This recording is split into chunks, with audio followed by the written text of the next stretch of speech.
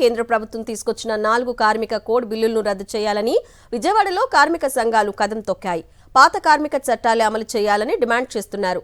అలాగే కనీస వేతనం 30,000 ఇవ్వాలని, విశాఖ స్టీల్ ప్లాంట్ ప్రైవేటీకరణ ఆపాలని నినాదాలు చేశారు. భారత్ బంద్లో భాగంగా కార్మికులు చేస్తున్న ధర్నాకు పలు పార్టీలు మద్దతిచ్చాయి.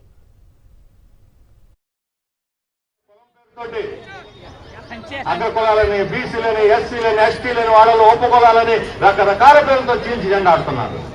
ఈరోజు శ్రామిక వర్గంలో దళితులు ఉన్నారు, బీసీలు ఉన్నారు, మహిళలు ఉన్నారు.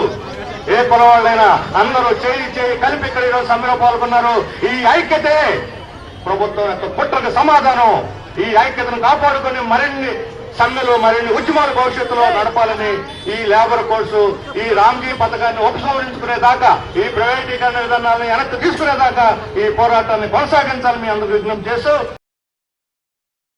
అనేక సంవత్సరాల కాలంగా పోరాడి సాధించుకున్నటువంటి కార్మికుల హక్కులను, చట్టాలను మార్చి 4 లేబర్ కోడ్లుగా తయారు చేసి దానికి భారతీయత, జాతీయత అనేటువంటి పదాన్ని జోడించి దేశభక్తి పేరుతో ఈ దేశ కార్మిక వర్గాన్ని మళ్ళొకసారి మోసం చేయడానికి నరేంద్ర మోడీ గారి ప్రభుత్వం ఈరోజు ప్రయత్నం చేస్తా ఉంది. బ్రిటిష్ వాళ్ళ చట్టాలను భారతదేశం మనం స్వాతంత్రం వచ్చిన తర్వాత మారుస్తా ఉన్నామని చెప్పేసి మీరు అబద్ధాలు ప్రచారం చేసి దానికి దేశభక్తిని జోడించి ఈరోజు కార్పొరేట్లకు ఊడిగం చేయడానికి కావాల్సినటువంటి ప్రయత్నం ఈ దేశంలో ఉన్నటువంటి నరేంద్ర మోడీ ప్రభుత్వం చేస్తా ఉండడంలో ఎలాంటి సందేహం లేదు.